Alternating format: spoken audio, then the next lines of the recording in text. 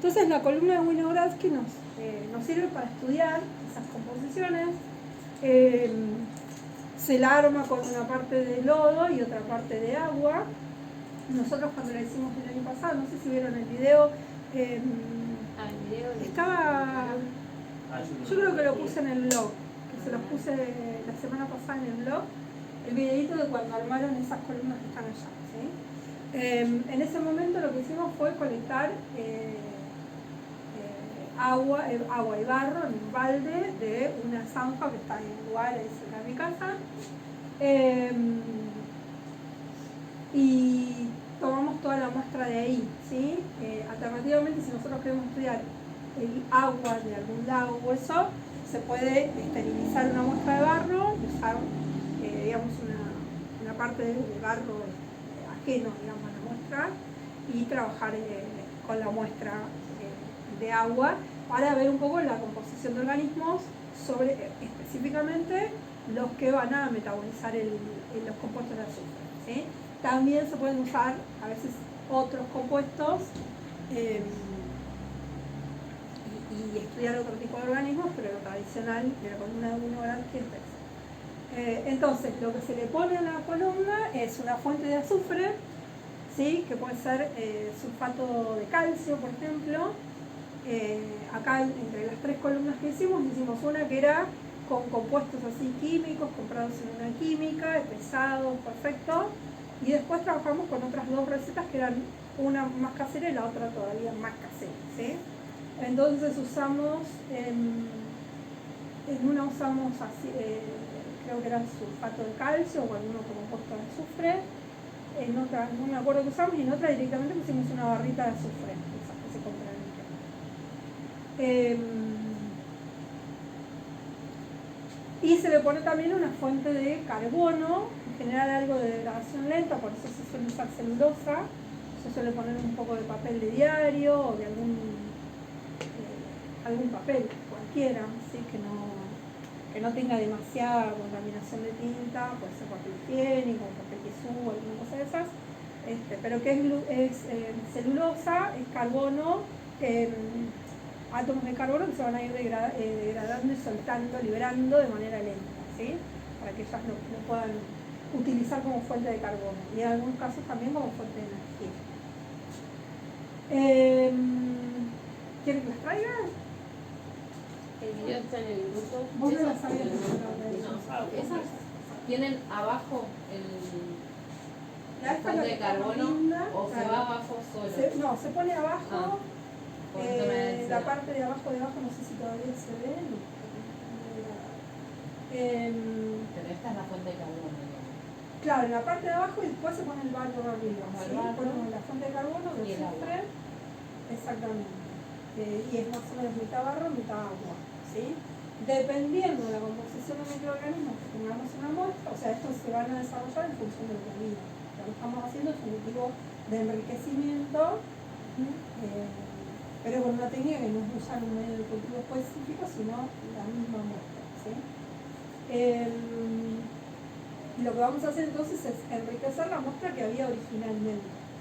Esto es bastante anaerobio, salvo en la parte superior, donde va a haber organismos fotosintéticos tradicionales, pero hacia abajo vamos a tener cada vez menos oxígeno, o sea, vamos a tener un gradiente de oxígeno que disminuye hacia abajo. Y de compuestos de azufre que disminuyen hacia arriba o aumentan hacia abajo, ¿sí? Entonces, se van a ir aumentando los tamaños poblacionales de todo lo que son las sulfato-reductoras en la parte más básica, más abajo de todo. Luego, en la parte inmediatamente superior de eso, vamos a tener bacterias que metabolizan el azufre, pero que lo que hacen es usar el ácido sulfídrico, no sé si puedo poner el escrita que había hecho, que para mí es como más despejado. ¿Vos se los mandaste al grupo? No, ¿se lo mandó? Sí, mandar es el último que yo había puesto ahí. Y algo, esta es la super casera, ¿no? Esta tiene, se me fue, pero bueno, pasto, tiza, fertilizante, huevo cocido, multivitamínico. Está, pasto era como fuente de celulosa. Sí. El huevo le va a aportar de todo un poco, necesita una fuente de fósforo también. Acuérdense siempre, cuando nosotros tenemos un aporte importante de algún compuestos de carbono que le van a aportar energía y fuente de carbono, para que ese crecimiento se dé hay que hacer un aporte adicional de nitrógeno y de fósforo, que son los compuestos que van a necesitar para sus ácidos nucleicos y sus... ¿Agregar una cáscara de huevo? Sí. No, yo no estuve en el trabajo. ¿La tiza cómo sería? La tiza de escribir, la rayamos acá. Sí. Está en el coso acá, mira, las vas a ver que están rayando tiza así para hacerla polvito y la pusieron de polvito, ¿sí? Entonces, vamos a tener, ¿sí? O sea, podemos tener distintas cosas porque cada muestra ambiental va a tener una muestra diferente, ¿sí? De especies, y puede haber una serie de organismos acá, heterótrofos, que van a ir variando. Pero siempre lo que vamos a tener arriba van a ser los autótrofos fotosintéticos que liberan oxígeno, ¿sí? Y en la parte de abajo, como el gradiente de oxígeno va a ir disminuyendo, en la parte de abajo vamos a tener anaerobios, cada vez más estrictos, ¿sí? En algunos casos tenemos facultativos y los que están más alejados van a ser estrictos. Y al revés, el gradiente de sulfídrico disminuye hacia arriba y aumenta hacia abajo, ¿sí? Entonces, en el medio, en esta zona del sulfídrico, es donde vamos a tener las bacterias que metabolizan distintos compuestos de azufre, ¿sí? La forma más reducida, acuérdense siempre como regla, que las formas reducidas son las que tienen más hidrógeno y las más oxidadas son las que tienen menos hidrógeno o las que tienen directamente oxígeno. No pasa nada. Entonces, en esta parte vamos a estar las que están produciendo sulfídrico, ¿sí? Por eso se llaman sulfatos reductoras, porque utilizan los sulfatos como insumo y los reducen a sulfídrico. Esta va a ser la zona donde está más concentrada, ¿sí?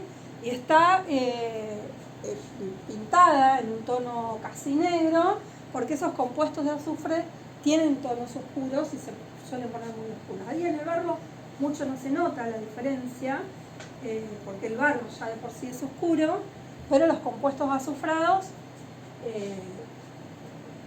salvo, bueno, cuando vemos el azufre amarillo en la barrita, hay algunos que son más amarillentos, más anaranjados, y algunos otros que son más oscuros, ¿sí? En el estrato inmediatamente superior vamos a tener todas las bacterias que de algún modo metabolizan más o menos el azufre, ¿sí? Entonces, las distinguimos en tres grupos.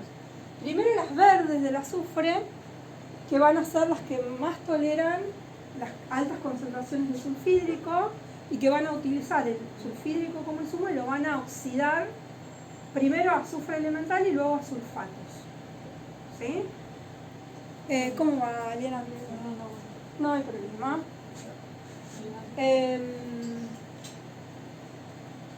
Llegaste tarde a la catarsis.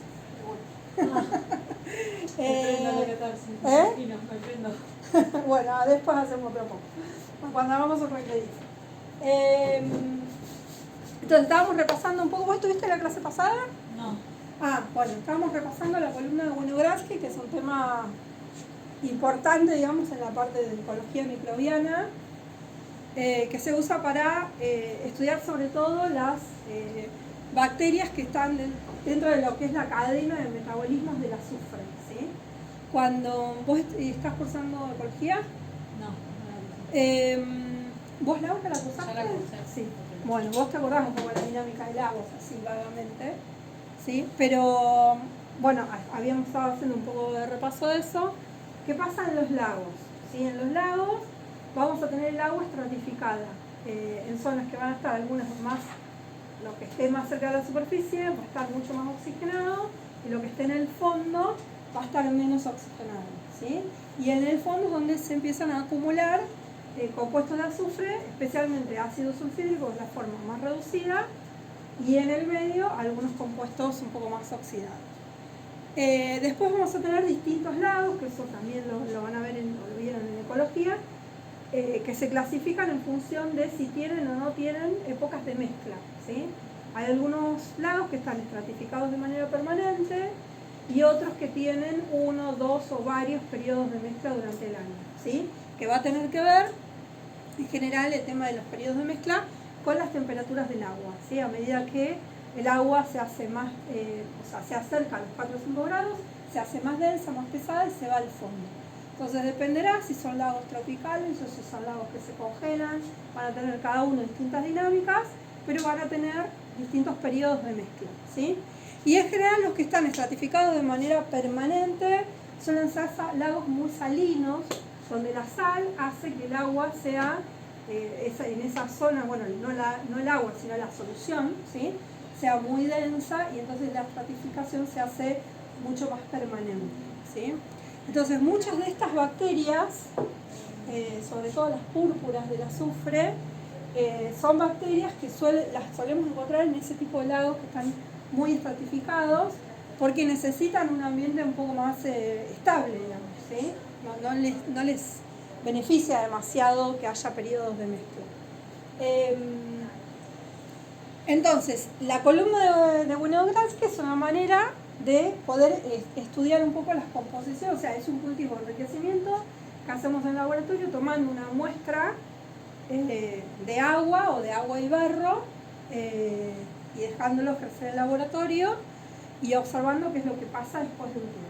Si en teoría unos 2 o 3 meses debería crecer, a nosotros nos pasó que como la armamos en invierno tardó muchísimo, o sea, la armamos el pasado y no llegamos a ver nada. Y lo estamos viendo ahora a los resultados, ¿sí? 6 meses, ¿no? Y a medida que empezó a bajar el frío empezaron a aparecer, ¿sí? Entonces, ¿qué va a pasar acá? ¿Qué es lo que esperamos? Esperemos encontrar distintos grupos en cada uno de los estratos de la columna. En la parte superior vamos a encontrar típicos autótrofos fotosintéticos, puede haber algas y sobre todo muchas cianobacterias dentro de los procariotas, ¿sí? En el siguiente estrato, obviamente, cada columna va a variar en función de la procedencia de la muestra y la composición original de organismos que había, ¿sí? Puede ser que la muestra que tenemos había muy pocos organismos fotosintéticos, autótrofos, y entonces es casi toda la columna anóxica, y en alguna otra muestra no, puede ser que tengamos una gran cantidad de fotosintéticos y tengamos una buena proporción de un fragmento que sea con organismos aeróbicos, ¿sí? Entonces, lo siguiente que vamos a tener por debajo de los autótrofos fotosintéticos van a ser heterótrofos en general, ¿sí? Ahí en las distintas columnas que tienen en los diapos hay uno que dice que procesan el hierro, bueno, hay distintos tipos de grupos, no importa, en general, o sea, piénsenlo desde la lógica, ¿sí? Lo que me importa acá es que se concentren acá vamos a tener los fotosintéticos, acá van a tener los heterótrofos típicos y acá vamos a tener el gradiente de las bacterias que procesan el azufre, ¿sí? Las demás abajo van a ser las que producen sulfhídrico, es decir, la forma más reducida de los compuestos de azufre. Entonces esas bacterias van a tomar las formas oxidadas, que son el azufre elemental y más oxidada los sulfatos, el SO4 menos, ¿sí? Sulfatos, lo van a es el SO4 menos o -2 puede decir, ¿sí? Y los sulfitos son los SO3, pero en general no los vemos mucho a los sulfitos. Entonces, las que están abajo van a usar el sulfato y lo van a reducir a sulfhídrico, ¿sí? Acuérdense, la forma reducida es la que tiene más hidrógenos. Y las que están en el medio al revés, van a tomar el sulfhídrico y lo van a oxidar primero a azufre elemental y luego a sulfatos, ¿sí? Y vamos a tener ahí distintos grupos. Diferenciamos las verdes del azufre y las púrpuras, que a su vez se dividen en púrpuras del azufre y púrpuras no del azufre. Todas tienen bacterioclorofila. La bacterioclorofila es de un tono azulado, por eso las cianobacterias las ponemos ahí en turquesa. Y en general, todos estos microorganismos, tanto también las algas pardas, las algas rojas, todo eso, aparte de las clorofilas, tienen otros pigmentos de colores que ayudan a ser más eficientes en la captura de la luz, ¿sí? En este caso van a tener carotenoides, ¿sí? Que son los típicos de la zanahoria, ¿sí? Que varían entre estos tonos. Varían entre estos tonos naranjas, en este caso púrpura, ¿sí? Estos tonos más al estilo de la remolacha, ¿sí? Que son pigmentos que están asociados y que ayudan a hacer más eficiente la captura de la luz. Las del azufre van a tener un metabolismo, en este sentido, o sea, no vamos a entrar en profundidad en los metabolismos que hacen que todos estos grupos sean distintos, ¿sí? Pero también van a, a usar sulfídrico como fuente de azufre y lo van a ir oxidando a azufre elemental y a sulfatos. Tienen un poquito menos de tolerancia a las altas concentraciones de sulfídrico, por eso siempre vamos a encontrar las verdes abajo, siempre no, en general vamos a encontrar las verdes abajo, que son las que toleran las mayores concentraciones de sulfídrico, y luego vamos a encontrar las púrpuras. Tenemos entonces estas del azufre y las que se llaman como no del azufre, en realidad también pueden metabolizar compuestos de azufre, pero tienen ya muy baja tolerancia a las concentraciones de sulfídrico, o sea, necesitan que las concentraciones de sulfídrico sean muy bajas. Y van a tener otro tipo de metabolismo, ¿sí? Que no van a estar tan basados en el azufre, ¿eh? O sea, normalmente inicialmente se las nombró así porque se creía que no lo usaban, ahora se sabe que sí lo usan, pero no está tan basado en el azufre el metabolismo. Entonces, entender un poco cómo se ordenan estos distintos estratos, ¿sí? No es que, insisto, no es que les vamos a preguntar que profundicen en los metabolismos de cada uno de estos organismos, pero sí que se acuerden un poco en la lógica de cómo están ordenados, ¿sí? Algunas curiosidades, ¿sí? Este grupo, las verdes del azufre, tienen fotoheterotrofia. ¿Se acuerdan de esos raros que no los veíamos normalmente? Que toman la energía de la luz, pero la fuente de carbono no es dióxido de carbono, sino que van a usar algo orgánico, ¿sí? Y tienen la fotosíntesis la hacen con una especie de ciclo de Calvin reverso, ¿sí? Son datos curiosos. Bueno, y entonces las púrpuras tienen las bacterioclorofilas más los pigmentos carotenoides, ¿sí? Y bueno, estas son las que les decía que van a crecer preferencialmente en esos lagos que no tienen mezcla, que son muy salinos. Y yo me había anotado algo más. Bueno, en este grupo, en las no del azufre, vamos a encontrar un montón de diversidad a nivel de metabolismo. Vamos a encontrar algunas que son más basadas en la fotosíntesis, otras que están más basadas en la heterotrofia, ¿sí? Y van a haber un montón de algunos que son anaerobios facultativos, ¿sí? Vamos a tener como la mayor diversidad, son justamente las que están en la interfase, ¿sí? Entre la zona más oxigenada y la zona más anóxica, ¿sí? Entonces, bueno, si les queda alguna duda respecto de la columna, me gustaría que lo pregunten ahora, porque ya pasamos al siguiente tema. Si no, es un tema, insisto, que le damos bastante bolilla y puede llegar a aparecer alguna pregunta en el examen. Entonces, ¿sigo? Sí. Bien.